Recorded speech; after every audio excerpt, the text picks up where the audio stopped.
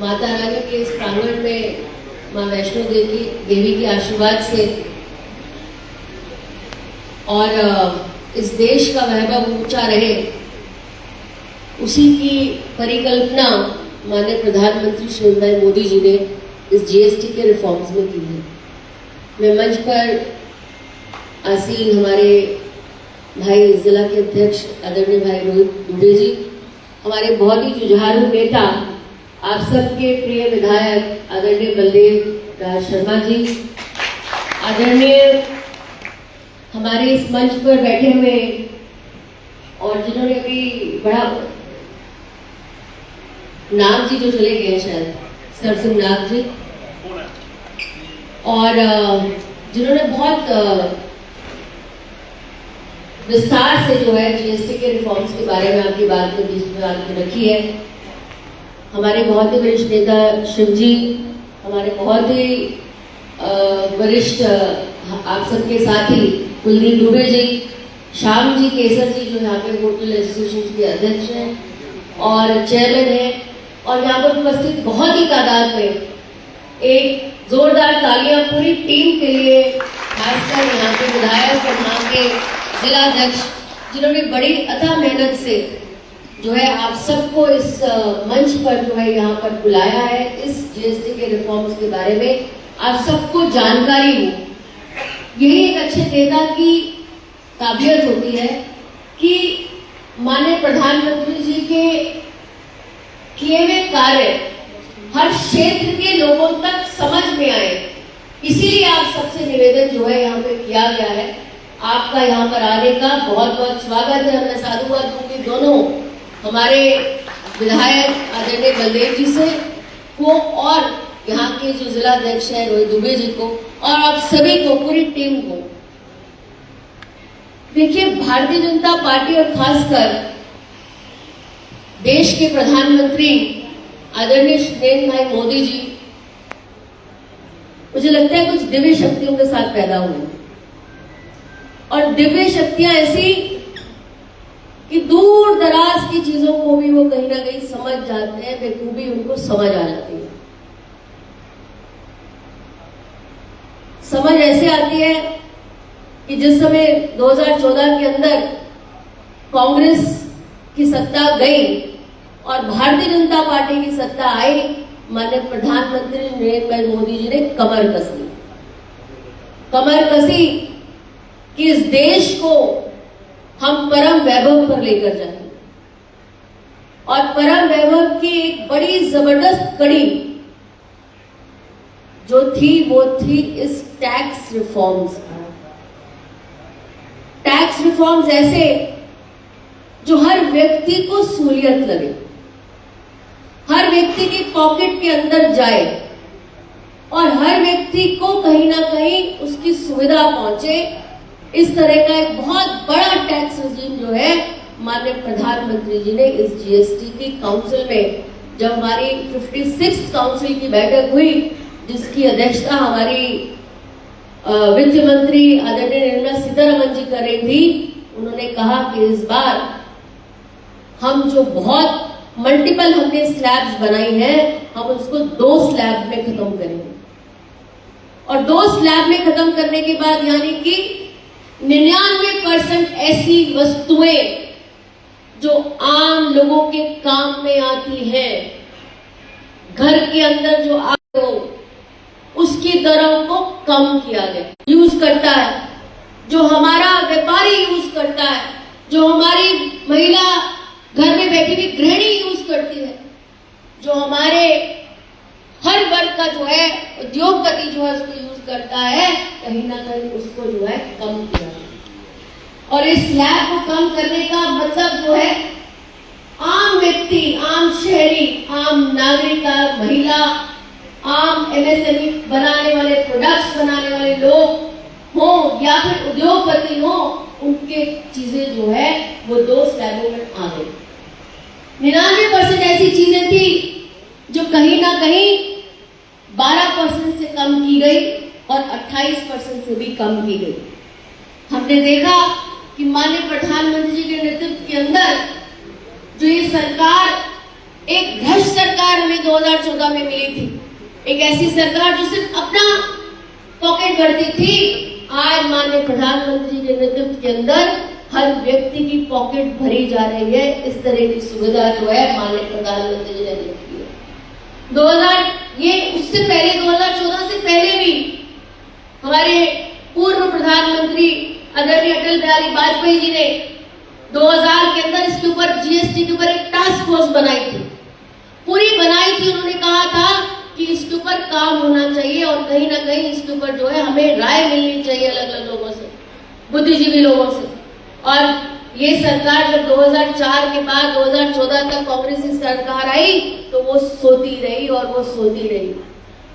अभी तो वो सोती भी रही, लेकिन जब स्टेट के अंदर अलग अलग स्टेट्स के अंदर अलग अलग लोगों की सरकारें थी, अलग अलग पार्टियों की सरकारें थी, तो उन पार्टियों की सरकारों पे भी कांग्रेस पे भरोसा नहीं था। 2014 के बाद माननीय प्रधानमंत्री जी ने इस टैक्स रिजीम को जो है पार्लियामेंट के अंदर तब के हमारे वित्त मंत्री आदरणीय अरुण जेटली जी के माध्यम से इस टैक्स को जो है उन्होंने एक जीएसटी का रिफॉर्म जो है पार्लियामेंट के अंदर जो है इसका बिल को पास कराया और 18 के अंदर इसको लागू किया गया। और लागू इस तरह किया गया कि बहुत सारी बैठकें हुई जो आज नेताओं के ऊपर विश्वास कहते हैं कि पूरे देश के अंदर जितनी भी अलग अलग स्टेट्स की सरकारें चल रही थी, वो चाहे वेस्ट बंगाल में चल रही हो, केरला में चल रही हो, अलग अलग तरह की सरकारें जो चल रही हो, सबको अगर विश्वास था तो इस जीएसटी की नई रिजीम में विश्वास था। इसलिए करते करते करते करते 10 और 11 सालों के अंदर एक ऐसा रिफॉर्म बनकर आया। उन्होंने कहा कि स्टेट अगर रेवेन्यू कम भी देती है लेकिन इसका रेवेन्यू की भरपाई जो है उसको सेंटर करेगा। इस तरह का रेजीम जो है, इस तरह का नया रिफॉर्म जो है माननीय प्रधानमंत्री के नेतृत्व में आया। हम सबने देखा कि इस जीएसटी के रिफॉर्म के अंदर जब उस समय की सरकारें थी, कांग्रेस के समय की सरकारें थी, अनगिनत अभी टैक्स हमारे सर सिंह नाग जी ने आपके सामने रखे हैं। कितने तरह के टैक्स बताए उन्होंने? 58 डायरेक्ट इनडायरेक्ट ऐसे टैक्सेस थे जिसको सिंप्लीफाई करके एक ही टैक्स दिया, जीएसटी, यानी कि गुड्स एंड सर्विस टैक्स, जो किसी और को देने की जरूरत नहीं, कहीं और जाने की जरूरत नहीं है, सिर्फ आपको एक टैक्स भरना है, पूरे देश को एक टैक्स भरना है, यानी कि one nation one tax regime को अगर किसी ने लाया तो वो माननीय प्रधानमंत्री नरेंद्र भाई मोदी जी ने अपने अथाह मेहनत, अपने अथाह प्रयास और अपने अथाह बल शक्ति के साथ। समस्याएं कभी कोई सरकार चलती है तो उसमें समस्याएं आती है। 2014 के बाद ये इतना बड़ी समस्या थी कि 58 इनडायरेक्ट अलग अलग टैक्सेस।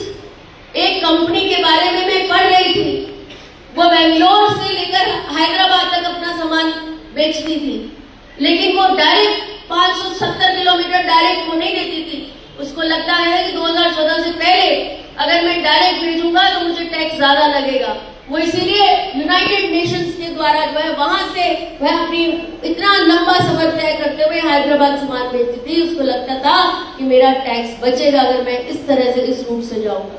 एक स्टेट से जब दूसरे स्टेट के अंदर सामान भेजा जाता था तो उसके ऊपर कितनी लायबिलिटीज होती थी, आपको चलने में, ट्रांसपोर्टेशन, ये इन चीजों का भी जो है आपको कॉस्टिंग पड़ती थी, क्योंकि हर पायदान के ऊपर आपका टैक्स होता था, हर पायदान के ऊपर टैक्स होता था। लेकिन ये आज की डेट के अंदर जब मैन्युफैक्चर बनाएगा तो जब एंड तक जाएगा तो उसका टैक्स एक ही होगा, वो होगा जीएसटी।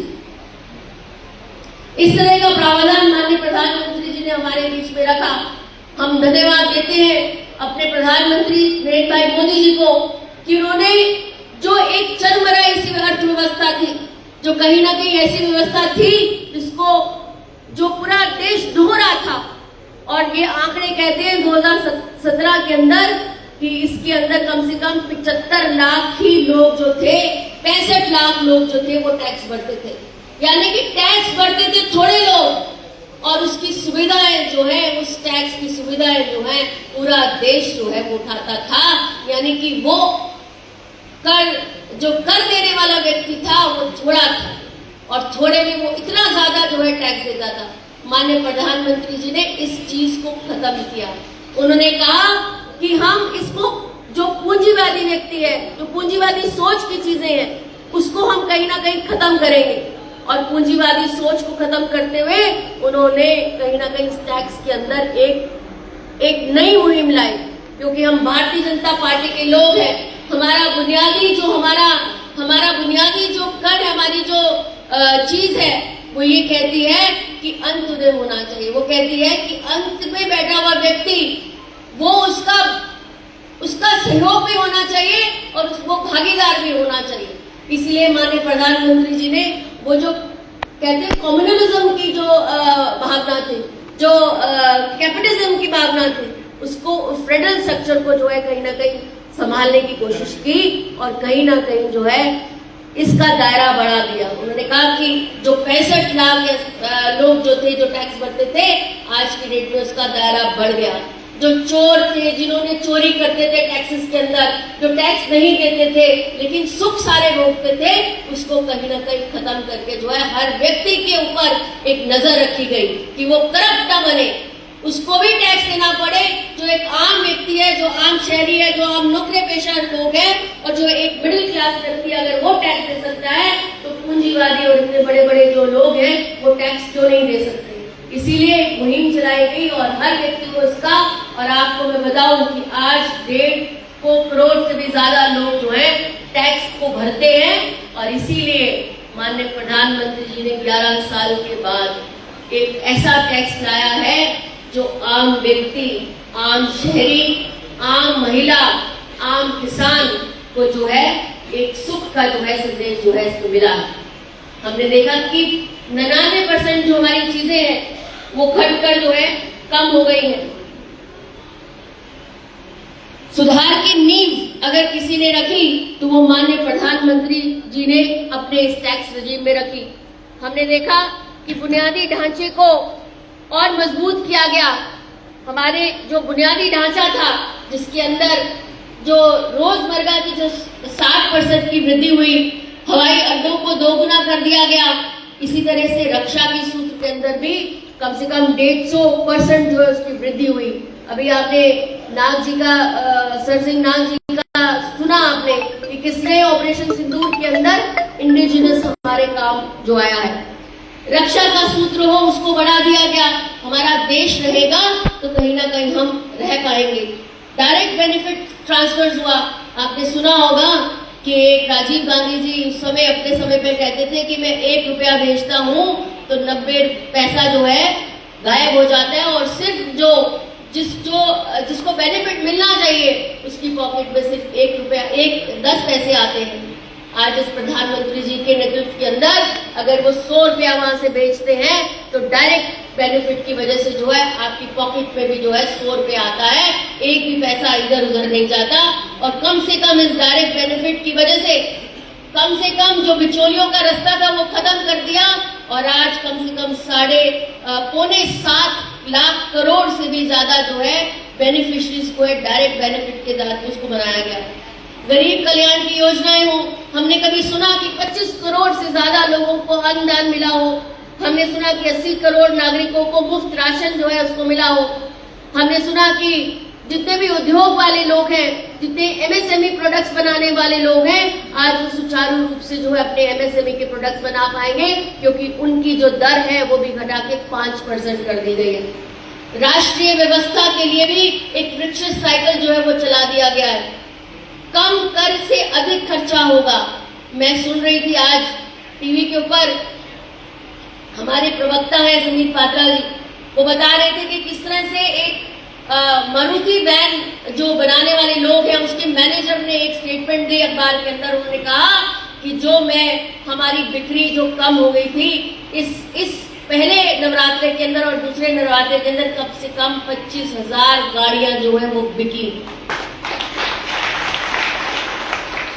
वो कह रहे थे कि हमारा हुंडई वाले जो शोरूम्स है उन लोगों ने भी कम से कम इतनी बिक्री की है, 75,000 जो है उनकी बुकिंग चल रही है, जो 3 महीने 4 महीने से कहते हैं 35 साल के अंदर पहली बार इस तरह का एक बहुत बड़ा जो हमने एक त्योहार का सुख जो है वो देखा है। लगता है हर व्यक्ति जो है अपनी जो उसने कमाई रखी हुई थी, आज उसके जो 1.5-2 लाख जो है उसकी गाड़ी पे फर्क पड़ा है, वो चाहता है कि वो उसको गाड़ी ले। इसीलिए 75,000 जो है वो और गाड़ियां बुकिंग में है और आने वाले समय के अंदर आप देखेंगे कि बहुत सारी गाड़ियां जो है आपको मुफ्त मिलेंगी। इसीलिए कहते हैं कि अधिक उत्पादन से अधिक नौकरियां मिलेंगी। जब उत्पादन ज्यादा होगा, जब लोगों की रोजमर्रा की जिंदगी ज्यादा होगी, तो उसमें नौकरियों को भी वृद्धि मिलेगी। व्यापार पर अधिक भविष्य में और कम जो हमारे नागरिक हैं, जो कर देने वाले लोग हैं, अगर कर देने वाले लोग ज्यादा होंगे तो कर देने वाले जो आपको सुख मिलेगा वो भी ज्यादा मिलने वाला है। आम लोगों और मध्य वर्ग के लोगों को राहत मिलेगी। सबसे बड़ी अगर दिवाली किसी की है तो वो आम लोगों की दिवाली है, मध्य वर्ग के लोगों की दिवाली है, क्योंकि इस दिवाली के अंदर जो बोनस उसको मिलना है, जो हफ्तों से वो इंतजार कर रहे थे, उसके लिए जो है अर्थव्यवस्था जो है ये बनाई गई है। हमने देखा कि जीएसटी में जो सुधार हुए हैं उससे हमारा मध्य वर्ग हो, उसकी आकांक्षाओं पे बुरा उतरा है। माननीय प्रधानमंत्री जी का जीएसटी का रिफॉर्म, प्रधानमंत्री जी कहते हैं कि इसके अंदर जो हमारी मेडिकल की चीजें हैं, जो हमारी रोजमर्रा की जो चीजें हैं, जिसके अंदर हमारी दवाइयों के खर्चे हैं। एक व्यक्ति कह रहा था कि मेरे जो हमारा जो दवाई का खर्चा है वो कम से कम 15% जो है उसको फर्क पड़ा है। पहले वो खरीदता था कम से कम 10-12 हजार की, आज उसको वही घट के जो है 7,000 तक आ गया है।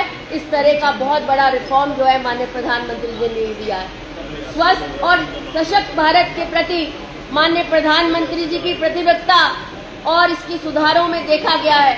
हमने देखा है कि कई ऐसी हमारी जो स्वास्थ्य की और बीमा है उसको तो 0% पे कर दिया गया है।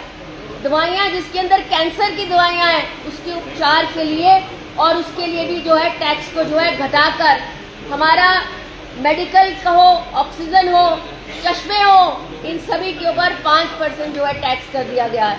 इसी तरह से खेल में हमारा युवा शक्ति खेलों में इन्वॉल्व हो, उसके लिए जो हमारे खेल के उपकरण हैं उन उपकरणों को भी कहीं ना कहीं कम कर दिया गया है।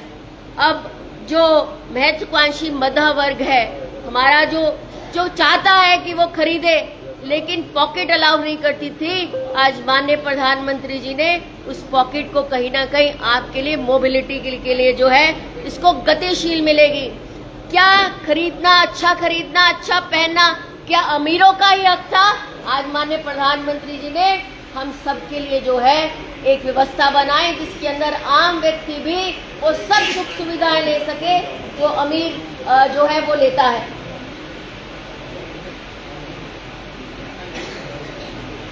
और सबसे जरूरी है सशक्त अन्नदाता। जो अन्नदाता है हमारा किसान है, उसके प्रति माननीय प्रधानमंत्री जी शुरू से ही बहुत सारा जो है आपके बीच में रखते हैं। किसान सम्मान निधि हो, जिस तरह से किसानों के खातों के अंदर 6,000 रुपया पहुंचता था हर साल, उसी तरह इस बार जीएसटी के सुधारों के अंदर माननीय प्रधानमंत्री जी ने एक बहुत बड़ी राहत दी है। ट्रैक्टर हो, ड्रिप हो, सिंचाई की प्रणाली हो, या स्प्रिंकल वाले जो ट्रैक्टर हैं उस सारे, और उनके टायर। अभी हमारे एक बंदेव जी शायद कह रहे थे कि शिव जी कह रहे थे कि मैंने उसको कहा कि तू रुक जा, तेरा टायर जो है 1,000 रुपया कम होगा। और वाकई में ऐसी तरह की चीजें जो है हमारे बीच में आना शुरू हुई। एक किसान जो आम आप सबका अन्नदाता है और सबसे मैक्सिमम किसान हमारे बीच में है, तो उसके लिए भी ट्रैक्टर हो या उन चीजें हो या उसकी चीजें हो, वो सब घटकर जो है सिर्फ 5% पर कर दी गई है। इसकी खेती में लागत में कमी ना आए, इसीलिए किसानों का अगर जेब भरा होगा तो वह अच्छे बीज लेगा, अच्छे चीजें लेगा और कहीं ना कहीं इस जो अन्नदाता है उसको भी कहीं ना कहीं मिलेगा।